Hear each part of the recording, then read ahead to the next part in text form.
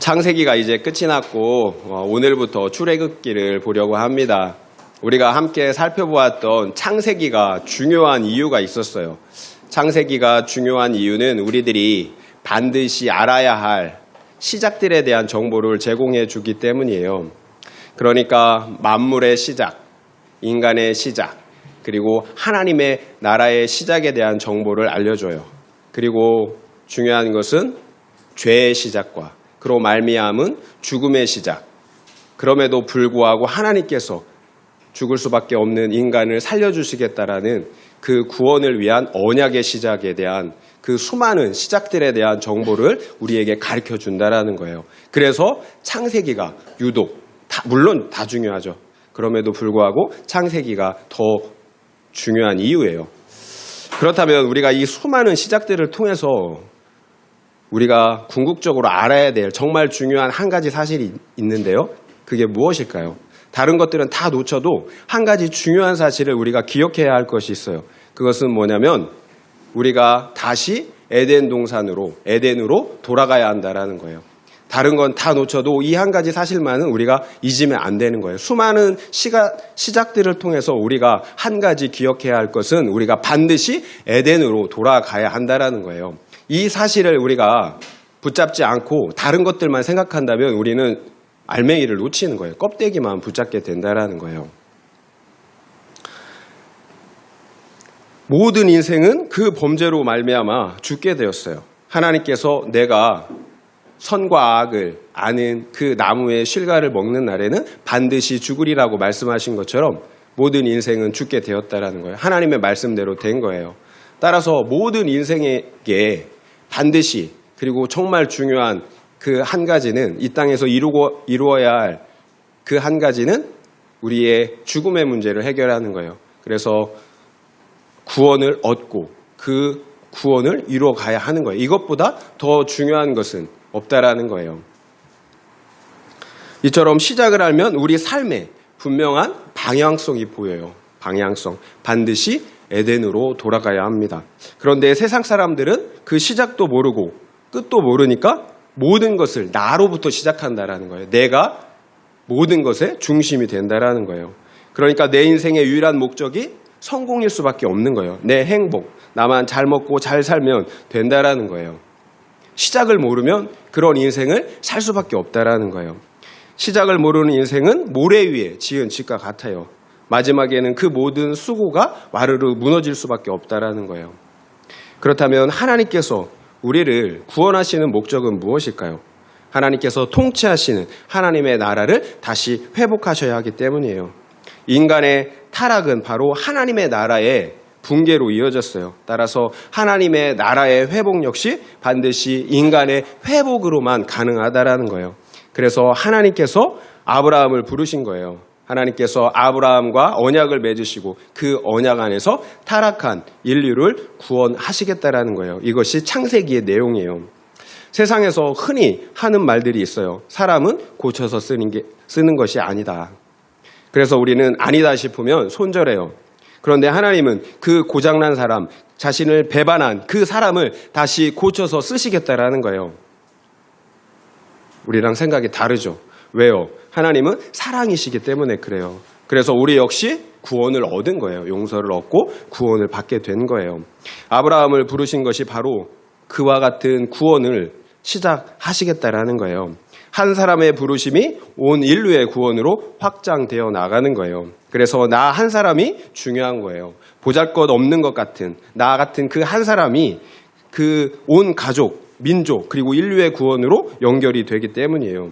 그래서 나 한 사람이 중요한 거예요. 이것이 가능한 이유가 있어요. 사람으로서는 안 돼요. 하나님께서 하시기 때문에 된다라는 거예요. 그래요. 하나님은 언약을 맺으시고 그 언약을 통해서 구원을 이루어 가십니다. 하나님께서 약속하셨기 때문에 우리의 구원은 흔들릴 수가 없어요. 너무나 분명한 사실이에요. 그러나 문제는 그 구원을 이루는 과정이 있다라는 거예요. 우리가 어려운 것은 그 과정이 있다는 거예요. 이 땅의 인생 가운데 그 구원을 이루어 가야 된다라는 거예요. 그렇다면 우리에게 요구되는 것은 무엇일까요? 믿음이에요. 그 언약을 믿는, 신뢰하는 믿음이에요. 하나님께서 우리에게 요구하시는 것은 그 언약에 대한 믿음이에요. 세상 종교처럼 맹목이 아니에요. 맹신이 아니라는 거예요. 그 믿음, 우리의 믿음은 분명한 알맹이가 있어요. 내용이 있다라는 거예요. 하나님의 언약의 말씀 위에 우리의 믿음을 세워야 된다라는 거예요. 그래서 기독교는 알아야 되는 거예요. 알미 중요해요. 알지 못하면 속기 때문이에요. 그래서 매일의 말씀을 묵상해야 하는 거예요. 알아야 하니까. 그래서 우리의 믿음을 그 언약의 말씀 위에 세워야 하기 때문이에요. 그렇지 않으면 아담이 속은 것처럼 우리 역시 속게 된다라는 거예요. 오늘 본문 말씀을 통해서 우리는 과연 어떤 처지에 있는지, 또 하나님은 그런 상황에서도 어떻게 우리의 구원의 언약을 이루어 가시는지를 함께 살펴보도록 하겠습니다. 요셉과 그 형제들, 그 과거의 시대의 사람들은 다 죽었어요. 그러나 이스라엘의 후손들은 생육하고 번성하여서 매우 강성하게 되었습니다. 그래서 성경은 이스라엘 자손이 온 땅에 가득 차게 되었다라고 말씀하고 있어요. 하나님께서 그 조상들에게 약속하신 언약의 내용들은 크게 두 가지예요. 하나는 자손에 대한 약속이고요. 또 하나는 땅에 대한 약속이에요.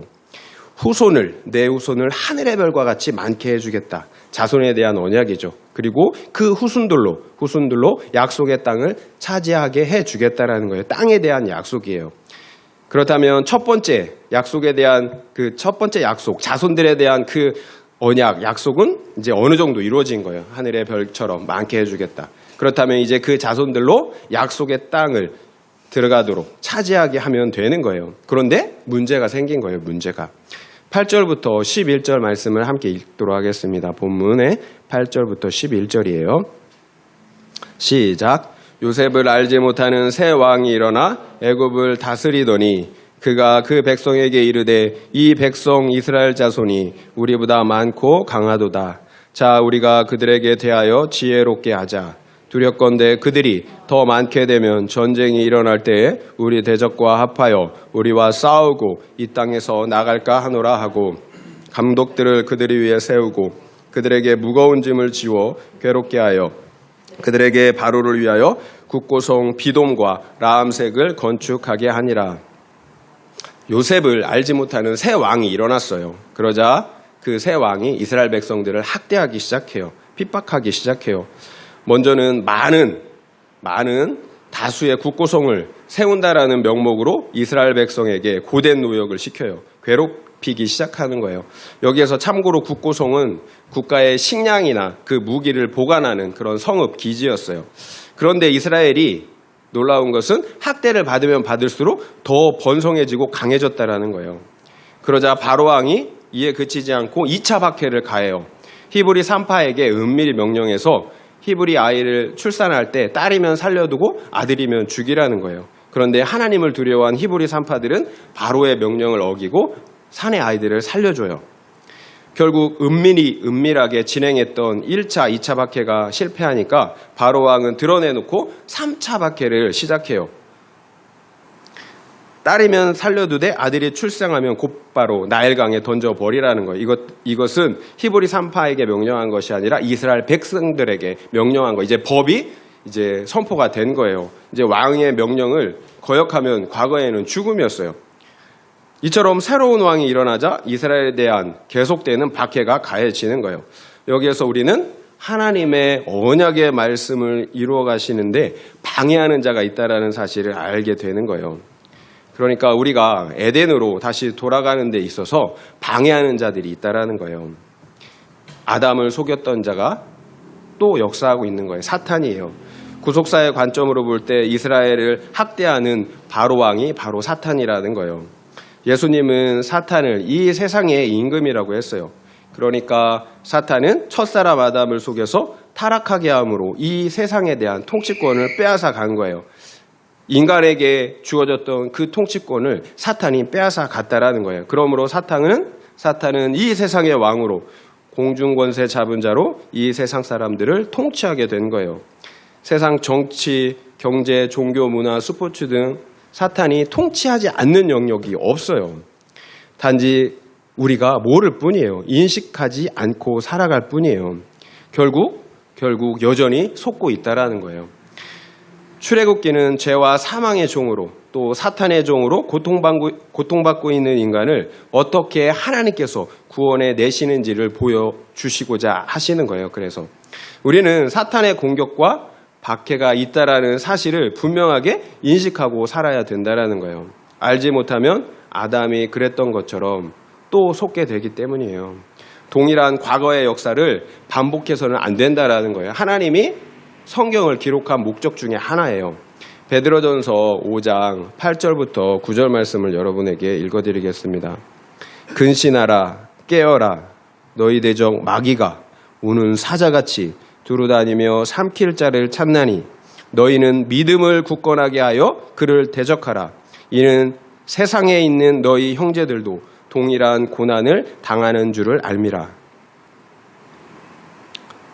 근신하고 깨어 있으래요. 믿음을 굳건하게 해서 마귀를 대적하래요.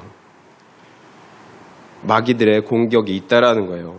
세상에 있는 너희 형제들도 동일한 고난. 그러니까 예수를 믿는 하나님의 백성들은 다 동일한 고난을 받는다라는 거예요. 나만 받는 고난이 아니라는 거예요. 하나님의 백성은 사탄의 공격, 환난과 박해를 받게 되어 있다라는 거예요. 영적 전쟁이 있다라는 거예요. 이 사실을 알고 살아가야 되는 거예요.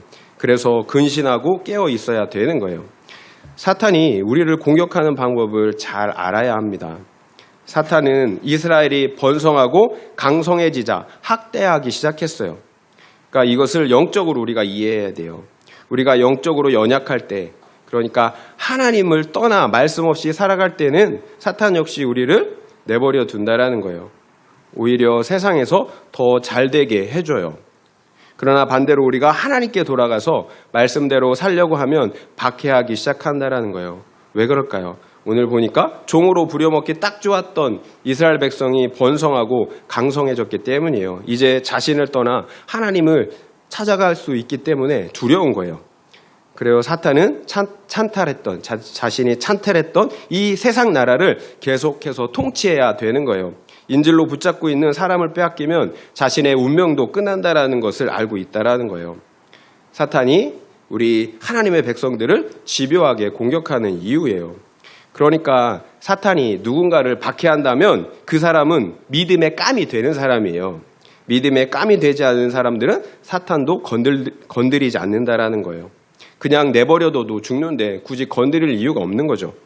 사탄의 유일한 목적은 우리 인간들이 하나님을 의식하지 못하게 하는 거예요. 하나님을 인식하지 못하게 하는 거예요. 그래서 하나님 없이 구원 없이 이 세상을 살다가 그 인생을 끝마치게 하는 거예요.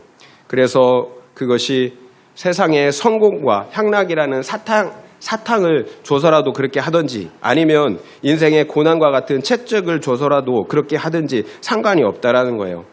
그 사탕과 채찍을 병행해 가면서 하나님만 찾지 않도록 하면 되는 거예요. 그래서 하나님 없이 죽게 하는 것이 사탄의 유일한 목적이라는 거예요. 그래서 사탄의 공격이 바로왕을 통해서 보여주는 것처럼 때로는 은밀하게 1차, 2차는 은밀하게 진행되었잖아요. 은밀하게 진행이 되기도 하지만 또 때로는 공개적으로 박해하기도 한다라는 거예요. 그 상황에 따라 사탄은 달리해서 우리를 공격한다라는 거예요. 굉장히 집요하고 굉장히 세상 말로 하면 굉장히 똑똑한 거죠. 지혜 있는 거죠. 예를 들어서 자본주의 국가나 종교의 자유가 보장된 나라에서는 보이지 않게 은밀하게 공격을 하는데요. 물질과 성공 만능주의를 조장해요. 그래서 그게 전부인 것처럼 그렇게 만든다라는 거예요. 극단적인 자유주의와 같은 또 인본주의 사상을 통해서 하나님은 없다라고 생각하게 만든다라는 거예요. 그래서 내가 원하는 대로 하고 싶은 대로 하라고. 왜냐하면 내 자신이 하나님이다라고 은근히 그 사상 속에 그런 생각을 갖게 한다라는 거예요. 그래서 극한의 자유, 방종과 방탕, 그리고 향락을 추구하게 하는 거예요. 이처럼 사탄은 은밀하게 세상의 그 구조 속에서 그 가치 체계 속에서 이렇게 은밀하게 하나님은 없다라고 가르친다라는 거예요. 또 사탄은 대놓고 믿는 사람들을 박해하기도 해요. 공산주의 국가나 무슬림 국가의 경우가 그래요. 믿음을 가졌다는 이유 때문에 수많은 사람들이 학대와 박해를 당해요. 학교와 직장을 잃고 또 심지어는 죽음을 당하기까지 한다라는 거예요. 이렇게 사탄은 때로는 은밀하게 또 때로는 대놓고 공개적으로 하나님의 백성들을 공격해요. 그래서 궁극적으로 하나님을 떠나게 만드는 거예요. 제 얘기를 잠깐 하겠습니다. 과거에 저는 군대를 가면서 하나님을 떠났던 적이 있었어요. 그 당시 제가 세상에서 10여 년을 방황하며 향락을 즐길 때에는 사탄이 아무 짓도 하지 않더라고요. 저를 가만히 내버려 두었어요. 한마디로 믿음의 깜이 되지 않는 거죠. 그냥 내버려 두면 알아서 죽을 테니까 굳이 건들 필요가 없었던 거예요. 그런데 제가 다시 하나님께 돌아가려고 하니까 밤마다 귀신들이 찾아와서 저를 괴롭히기 시작했어요. 제 기억에 거의 1년 정도를 그렇게 괴롭힘을 당한 것 같아요. 제가 하나님을 찾고 또 말씀대로 살려고 하니까 그냥 사탄이 두고 볼 수가 없는 거죠. 그래요. 사탄은 우리가 생각하는 것 이상으로 간교하고 지혜로워요. 각 사람에 딱 맞는 맞춤 서비스를 제공한다라는 거예요. 우리를 넘어뜨리기 위해서 그 사람이 가장 약한 부분을 통해서 상황을 통해서 자신이 할 수 있는 최선의 것을 한다라는 거예요. 세상적으로 똑똑한 사람들은 철저하게 영적인 존재가 없다고 생각해요. 그런 사람들에게 영적인 존재들은 결코 안 나타나요. 진화론을 믿는 고등과학자들이나 유물론자들, 공산주의 사상을 가진 사람들에게는 결코 안 나타나요. 왜? 그냥 납둬도 되니까. 과학적인 이론이나 정치 사상을 통해서 자기 생각을 더 견고하게 하니까 그냥 내버려 두는 거예요. 그런데 반대로 영적인 존재들을 의식하고 신뢰하는 사람들이 있어요. 미신을 믿거나 점쟁이들을 찾아가는 사람들. 사탄은 그런 사람들에게 영적인 존재를 보내서 많이 역사해요. 영적인 현상이나 영적인 존재로 나타나 속인다라는 거예요. 그래서 무속인들, 점쟁이들, 그리고 수많은 종교인들, 그리고 영적인 것들에 민감한 사람들이 그것에 끌려다닌다라는 거예요. 사실 이슬람 종교를 포함해서 수많은 종교와 가르침들은 광명한 천사나 영적인 존재들이 나타나서 가르쳐준 그 내용을 토대로 해서 만들어진 거예요. 그냥 만들어진 게 아니에요. 어떤 영적인 존재가 찾아가서 그래서 어떤 내용을 계시함으로 만들어진 것들이 이슬람 종교예요. 그리고 수많은 이단들이라는 거예요. 그리고 많은 종교들. 보이지 않는 존재가 내가 천사라고 하는데 내가 하나님이라고 하는데 안 넘어갈 사람이 어디 있겠어요. 그래서 종교가 생겨나는 거예요. 그리고 또 속게 되는 거예요. 실제로 많은 사람들이 영적인 존재가 찾아와서 나는 조상신이다. 누구누구 할머니, 할아버지다. 누구 자녀다. 또 나는 장군신이다. 이렇게 얘기하는데 안 넘어갈 수 있겠어요? 우리가 확인해 볼 수가 없는 거예요. 영적인 세계에 대해서는. 그러니까 그냥 고지고대로 믿게 되는 거죠. 문제는 죽을 때까지 그런 귀신들에게 끌려다닐 수밖에 없다라는 거예요. 결국 천하보다 귀한 우리의 영혼을 잃게 되는 거죠. 그런데 그런 귀신들이 우리의 피로를 더 잘 채워줘요. 어떨 때? 피로할 때는 쪽집게예요. 정말 잘 맞춰요. 근데 성령님은 침묵하세요. 그 시간을 통해서 그 고난의 시간 동안, 침묵의 시간 동안 하나님이 이루고자 하는 게 있다라는 거예요. 그래서 오히려 성경보다 어떤 의미에서는 귀신들이 더 쪽집게라는 거예요. 때론 우리 교회 안에서도 그런 일들이 일어나요. 내가 하나님이라고 천사라고 하니까 사람들이 속아 넘어가는 거예요. 그래서 중요한 것은 하나님의 계시, 성경 말씀이 절대적인 기준이 되어야 된다는 거예요. 그 기준이 없으면 다 넘어갈 수밖에 없는 거예요. 최초의 사탄이 한 짓이 무엇이에요? 바로 하나님의 말씀을 변질시킨 거잖아요. 아담이 원하는 대로 인간들이 원하는 대로 말씀을 변질시켜 주는 거예요. 그렇다면 내가 원하는 대답을 해주는 사탄이 우리의 친구입니까? 아니잖아요. 내가 원하는 대로 말씀을 해석해주는 사람은 사탄의 사람들인 거예요. 내 영혼을 사냥하는 사람이라는 거예요. 하나님의 말씀은 결코 변개할 수가 없어요. 계속 말씀드리지만 영적인 싸움은 말씀을 지키느냐, 지키지 못하느냐의 싸움인 거예요. 말씀을 지키면 영적 전쟁에서 이기는 거예요. 하지만 말씀을 지키지 못하면 지는 거예요. 그 결과는 영원한 죽음이냐 생명이냐 우리가 창세기를 통해서 볼 수 있었던 거잖아요. 그래서 아무것도 아닌 것 같은 우리의 일상이 너무나 중요한 거예요. 말씀을 믿고 살아내는 그 일상이 너무나 중요하다는 거예요.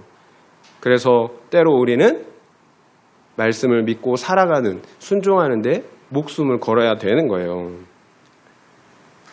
성경은 사탄을 거짓의 아비라고 이야기하고 있어요. 속이는 것이 사탄의 가장 큰 무기라는 거예요. 그러나 우리가 만약 진리의 말씀 위에 서 있다면, 말씀 위에 우리의 믿음을 세우고 있다면 사탄은 아무것도 할 수가 없다라는 거예요. 사탄은 절대로 그래서 택자를 넘어뜨릴 수가 없는 거예요. 하나님께서 자신의 언약 안에서 그 택자를 붙들고 계시기 때문이에요. 12절을 함께 읽겠습니다. 12절이에요. 그러나 학대를 받을수록 더욱 번성하여 퍼져나가니 애굽 사람이 이스라엘 자손으로 말미암아 근심하여. 학대를 받을수록 더 번성해져 나갔대요. 그래서 애굽 사람들이 이스라엘 자손으로 말미암아 근심했다라고 말하고 있어요. 택자들은 고난의 바람이 불어오면 불어올수록 믿음이 더욱 견고해지는 거예요. 고난이 올수록 오히려 하나님을 더 의지하여서, 그래서 하나님을 더 사모하게 된다라는 거예요. 하나님의 말씀 앞으로 나아가게 된다라는 거예요. 그러면 사탄이 어떻게 된다라는 거예요? 근심한다라는 거예요. 사탄이 이거 봐라, 분명 이렇게 공격을 가하면 제가 하나님을 떠날 줄 알았는데 오히려 하나님께 더 가까이 나가니까 당황하는 거예요. 그래서 근심하게 된다라는 거예요. 아까 제 이야기를 말씀드렸는데 저 역시 약간 비슷한 경험이 있어요. 한 번은 그 귀신들이 나타나는 시즌에 그런 일들이 있었어요. 기도하다가 잠이 들었는데 꿈속에서 전혀 다른 세계에 들어간다라는 그런 생각을 하였어요. 칠흑 같은 어두운 하늘에 천둥 번개가 치고 또 어떤 영적인 존재가 자신은 마치 하나님인 것처럼 행세를 하고 있는데 기분이 나쁘더라고요. 제 영적인 기분이. 그래서 하나님이 아닌 존재가 마치 하나님인 것처럼 행세를 속이고 있구나, 행세를 하고 있구나, 그런 생각이 들었어요. 그런데 갑자기 번개 하나가 제 머릿속으로 쑥 빨려 들어가는 거예요. 그리고 그 번개가 제 머릿속을 강타하는 거예요. 그 하늘에, 검은 하늘에, 밤하늘에 폭죽이 터지는 것처럼 제 막 그 머릿속에서 막 섬광이 번쩍번쩍, 그리고 고통과 충격이 막 그 번쩍번쩍 빛과 함께 막 통증이 몰려오는 거예요. 아, 이대로 있다가는 여기서 죽겠구나, 이런 생각이 들었어요. 그래서 그곳에서 빨리 빠져나왔어요. 눈을 떠보니까 침대예요. 그럼 꿈이어야 되는데 제 머릿속은 정말 어떤 그 통증은 정말 해머로 맞은 것 같은 그런 통증? 엄청난 통증이 그 뇌 속으로부터 계속 바깥으로 이렇게 전해져 오는데 그 날카로운 통증이 실제였다라는 거예요. 그러니까 꿈이 아니라는 거예요. 실제 통증이 일주일을 가더라고요. 이게 조금씩 사그라지는데 일주일 동안 제 뇌에 통증이 있는 거예요. 새벽 2시에 그런 일을 겪었어요. 그러니까 얼마나 마음이 두려웠겠어요. 그럼에도 저는 사탄에게 이렇게 외칠 수가 있었어요. 그래, 올 테면 와봐라. 나는 사탄 내가 있다는 것 때문에 오히려 하나님이 있다는 것을 나는 믿겠다. 이렇게 고백했다는 거예요. 마음이 벌렁벌렁한데도 이렇게 외치게 되더라고요. 그리고 그 사건을 계기로 사탄의 공격은 점점 줄어들었어요. 그리고 없어지더라고요. 그 이후에 직접적인 사탄의 공격은 없었어요. 저는 이런 사탄의 공격을 통해서 몇 가지 깨달은 게 있었어요. 첫 번째는 하나님은 우리의 택자들의 구원을 위해서 사탄까지도 사용하신다는 거예요. 사탄은 열심히 자신의 일을 해요. 그래서 사탄은 우리를 넘어뜨리려고 우리를 박해한다는 거예요. 그러나 그 환란의 바람이 불어오면 올수록 택자들은 하나님을 더 의지하게 된다는 거예요. 결국 사탄은 자신의 목적을 이루려고 했지만 오히려 하나님의 목적을 이루게 된다는 거예요. 그래요. 사탄의 공격과 박해가 왔을 때 택자와 비택자가 알곡과 가라지가 명확하게 구분이 되는 거예요. 가라지는 다 날아가 버려요. 하지만 알곡만큼은 더 거룩하여져서 남는다라는 거예요. 사실 제가 이런 얘기를 옛날에 직장 여자 동료한테 얘기했을 때 여자 동료가 자기 오빠도 이런 일이 있었다라고 얘기를 하더라고요. 물론 이제 그 오빠는 과거에 신앙생활을 잠깐 했던 분이에요. 그러니까 이런 일이 오니까 오히려 하나님을 떠났다라고 얘기하더라고요. 무서워서. 그러니까 달라지는 거예요. 똑같은 공격이 있는데 어떤 사람은 그거에 넘어가는 사람이 있고 어떤 사람은 오히려 하나님을 더 의지하는 사람들이 있다라는 거예요. 그러니까 비록 사탄이 세상의 임금으로서 권세를 가지고 있는 것 같지만 하나님께서 일시적으로 허락하신 잠시 잠깐의 허락이라는 거예요. 잠시 잠깐의 권세라는 거예요. 사탄 역시 택자를 구원하시기 위한 하나님의 도구로 하나님께서 사용하신다라는 거예요. 사탄 역시 비록 세상의 임금이지만 하나님의 통치 아래에 있는 거예요. 실제 이스라엘은 육적으로는 지금 60만 명, 장정만 60만 명, 그러니까 이스라엘 백성이 200만 명이 넘어요. 정말 하늘의 별과 같이 많아졌어요. 그러면 이스라엘이 질적으로도 약속의 땅에 합당한 하나님 나라의 백성으로 준비되었느냐라는 거예요. 그렇지는 않다라는 거예요. 영적으로 분명히 큰 민족이 되었지만, 양적으로는 분명 큰 민족이 되었지만 영적으로는 아직 하나님의 백성으로는 부족하다라는 거예요. 그 분명한 사실을 40여 년의 광야 생활을 통해서, 그 이후에 광야 생활을 통해서 여실하게 보여주고 있잖아요. 이스라엘은 하나님을 수없이 배반하고 원망하고 시험하기를 수없이 했다라는 거예요. 그러니까 우리가 착각하면 안 되는 거예요. 내가 예수 믿는다고 하나님의 백성으로 이미 다 준비되었다라고 이렇게 생각하면 안 된다라는 거예요. 하나님은 당신의 잃어버렸던 그 형상을 우리가 회복하길 원하세요. 그것이 구원의 궁극적인 목표예요. 그리스도의 장성한 분량, 예수님이 모델인 거예요. 그 모델까지 우리가 자라나길 원하신다라는, 그게 거룩과 구원으로 이룬다라는 의미예요. 하나님의 말씀을 그래서 믿고 살아내야 하는 거예요. 그래서 하나님께서는 사탄까지도 그렇게 사용하시는 거예요. 이스라엘을 연단하여서 훈련하는 그런 도구로 사탄까지도 사용하신다라는 거예요. 하나님의 백성, 택자들을 거룩하게 또 구원으로 인도하시기 위함이라는 거예요. 재미있는 사실은 살펴본 것처럼 사탄이 환난과 박해를 통해 택자를 공격할 때는 오히려 택자들에게 큰 문제가 없어요. 믿음이 더 강해진다라는 거예요. 그런데 오히려 사탄이 사탕을 줄 때는 문제가 생긴다라는 거예요. 사탕을 던져주면 그 성공의 도취에서 교만해져요. 그 사탕만 바라보다 하나님을 떠나게 된다라는 거예요. 이 정도 찜이야가 되는 거예요. 내가 이뤘다고. 그래서 아무것도 아니라고 세상 향락과 방탕을 경험하기를, 그래서 그걸 맛보기를 원해서 그것들을 따라가요. 그러다가 결국 거기에 빠져나오지 못하는, 익숙해져서 빠져나오지 못하는 그런 삶으로 들어간다라는 거예요. 제가 그런 거예요. 제가 10여 년 동안 그렇게 이 정도 됐으니까 이 정도는 괜찮아 했지만 결국은 10여 년 동안 빠져나오지 못했다라는 거예요. 그리고 성경과 기독교 역사가 보여주는 분명한 사실들이 그렇다라는 거예요. 그래서 잘 될 때, 평안할 때, 성공할 때가 더 위험한 거예요. 특별히 더 조심해야 하는 거예요. 그리고 제가 과거 사탄의 공격을 받으면서 깨달은 두 번째 사실은 우리의 모든 고난과 고통은 죄의 결과라는 거예요. 죄의 삭은 사망이라고 했어요. 딱 맞는 말씀이에요. 사탄이 세상 사람들 가운데서 자유롭게 역사할 수 있는 근거는 하나님을 떠나 죄 가운데 살기 때문이에요. 죄가 있는 곳에 사탄이 역사할 수 있는 거예요. 왜 여전히 사탄이 세상의 임금이겠어요? 죄가 있기 때문에 그런 거예요. 세상 사람들의 죄 가운데 하나님을 떠나 여전히 죄 가운데 살고 있기 때문에 그런 거예요. 그래서 여전히 사탄이 세상의 임금으로서 권세를 가지는 거예요. 하나님은 그 사실을 뼛속까지 가르쳐 주시기 위해서 사탄의 그 공격을 일시적으로 허락하셨다라는 거예요.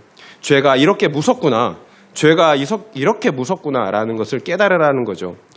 그래서 거룩이 힘인 거예요. 거룩이 힘이에요. 믿는 사람들의 힘은 거룩이에요.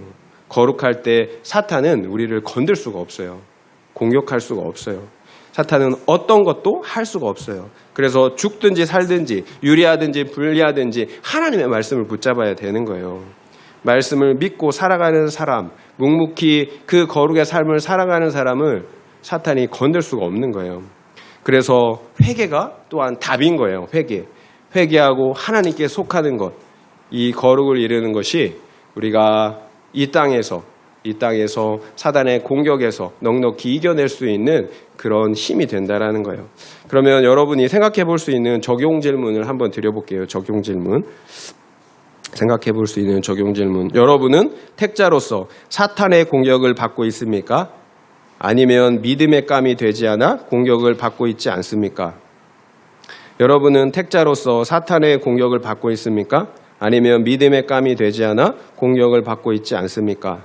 또한 사탄의 영적인 공격을 받을 때 여러분은 사탄을 근심하게 하는 신자입니까? 아니면 사탄을 기쁘게 하는 신자입니까? 그러니까 하나님께 더 가까이 나아가 말씀을 묵상하십니까? 아니면 하나님으로부터 멀리 떨어져 나가 말씀을 멀리 하십니까? 사탄의 영적인 공격을 받을 때 여러분은 사탄을 근심하게 하는 신자입니까? 아니면 사탄을 기쁘게 하는 신자입니까? 그러니까 하나님께 더 가까이 나가 말씀을 묵상하십니까? 아니면 하나님으로부터 멀리 떨어져 나가 말씀을 멀리 하십니까? 한번 생각해 보시기 바랍니다. 표면적인 이유 말고 사탄이 택자를 공격하는 본질적인 이유가 있어요.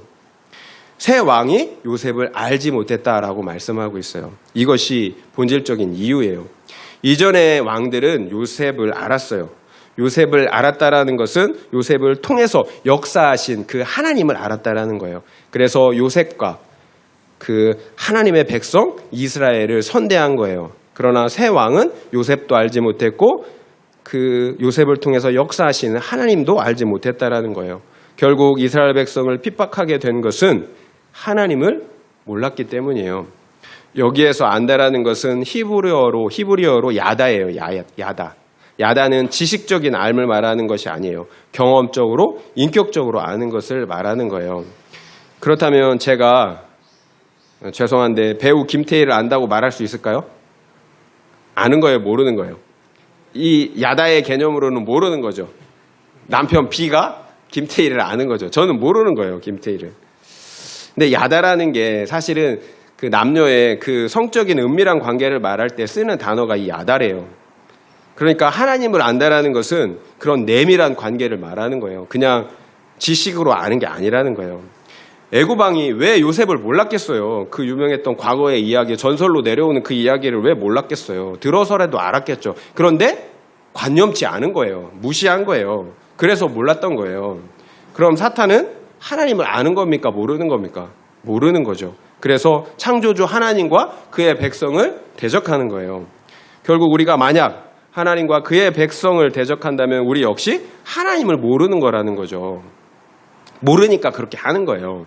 하나님을 알지 못하기 때문에 하나님을 대적하고 또 다른 사람들 역시 바로왕처럼 지배하고 착취하려는 거예요. 문제는 그처럼 하나님을 알지 못하는 사람들은 바로왕처럼 사탄의 짓을 하면서 살게 된다라는 거예요. 인식하지 못하지만 사탄의 짓을 한다라는 거예요. 17절이에요. 17절 함께 읽겠습니다. 그러나 산파들이 하나님을 두려워하여 애굽왕의 명령을 어기고 남자 아기들을 살린지라. 애굽왕이 이스라엘 남자아이들을 죽이라고 명령하였어요. 그러나 히브리 산파들은 왕의 명령을 어기고 아이들을 살려주었어요. 하나님을 두려워했기 때문이에요. 이것이 바로 하나님을 아는 거예요. 하나님을 두려워하는 것, 경외하는 것, 이것이 하나님을 아는 거예요. 하나님을 아는 사람들, 하나님을 경외하는 사람들은 하나님의 백성들을 사랑하고 선대하게 되어 있어요. 왕의 명령을 어긴다라는 게 어디 쉽겠어요? 목숨이 달린 문제예요.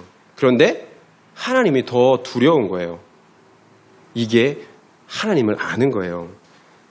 사람은 자기 육신을 죽일 수 있지만 하나님은 영원한 불못에 던져 심판하시는 하나님이라는 거예요. 이 사실을 아니까 왕의 명령을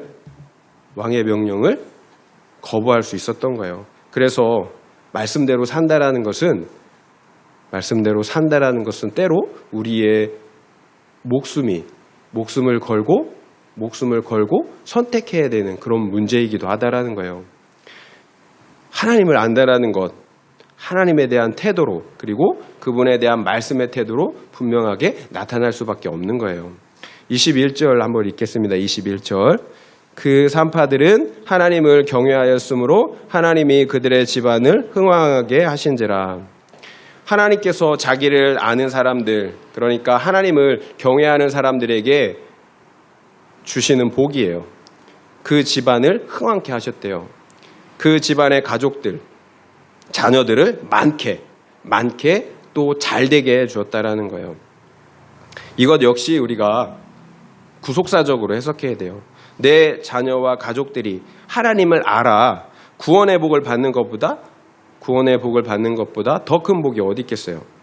그러니까 하나님을 아는 사람, 그러니까 하나님을 경외하는 사람들은 많은 영적인 후사를 낳게 된다라는 거예요.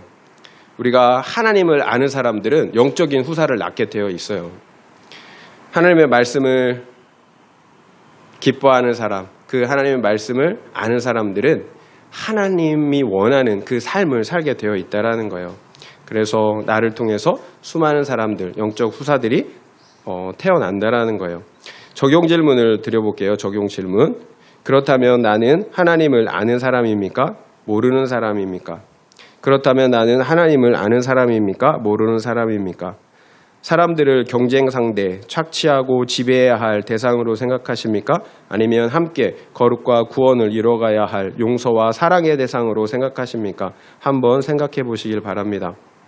그렇다면 나는 하나님을 아는 사람입니까? 모르는 사람입니까? 사람들을 경쟁 상대, 착취하고 지배해야 할 대상으로 생각하십니까? 아니면 함께 거룩과 구원을 이뤄가야 할 용서와 사랑의 대상으로 생각하십니까? 한번 생각해 보시기 바랍니다. 말씀을 마무리하겠습니다. 창세기가 끝나고 출애굽기가 시작되었습니다. 창세기를 통해서 우리는 반드시 에덴으로 돌아가야 한다는 사실을 알게 되었습니다. 감사하게도 하나님은 조상들을 통해서 이스라엘을 구원하여서 에덴으로 돌아가게 하시겠다라는 언약의 말씀을 남겼습니다. 이제 출애굽기부터는 그 언약의 말씀들이 어떻게 이루어지는지를 이스라엘 역사를 통해서 보여줄 것입니다. 앞선 조상들이 죽은 후 이스라엘은 생육하고 번성하여서 강성하여졌습니다. 그러나 문제는 하나님의 언약의 말씀을 대적하는 존재가 있다라는 것입니다. 바로 애굽의 왕으로 등장한 사탄입니다. 사탄은 하나님과 그의 백성들을 대적합니다. 그래서 에덴으로 돌아가는 것을 방해를 해요. 결국 우리는 사탄의 존재와 그 계략을 잘 알아야 합니다. 그렇지 않으면 아담이 그랬던 것처럼 또 다시 속기 때문입니다. 우리가 말씀을 통해서 알지 못한다면 어떻게 알 수가 있겠어요? 말씀을 통해서 알아야 합니다. 사탄도 말씀을 통해서 알고 또한 하나님을 아는 지식도 오직 말씀을 통해서만 알 수가 있습니다. 그렇습니다. 아무리 큰 이적과 기적, 신비한 일이 있어도 기록된 말씀과 다르다면 사탄의 속임수입니다. 그래서 우리가 언약의 말씀을 믿는 믿음 위에 서 있다면 아무 문제가 없습니다. 하나님께서 우리를 그 언약 안에서 지키기로 약속하셨기 때문입니다. 그렇다면 또 다른 문제에 대해서 생각해 보겠습니다. 왜 새 왕이 이스라엘 백성을 대적하였습니까? 그 이유가 무엇입니까? 요셉과 하나님을 알지 못했기 때문입니다. 지식적으로는 알았지만 관계적으로는 몰랐기 때문이에요. 사탄이 하나님과 그의 백성들을 대적하는 이유입니다. 그렇습니다. 우리가 죄를 짓는 이유도 그와 같아요. 지식적으로는 하나님을 아는데 관계적으로는 하나님을 모르기 때문입니다.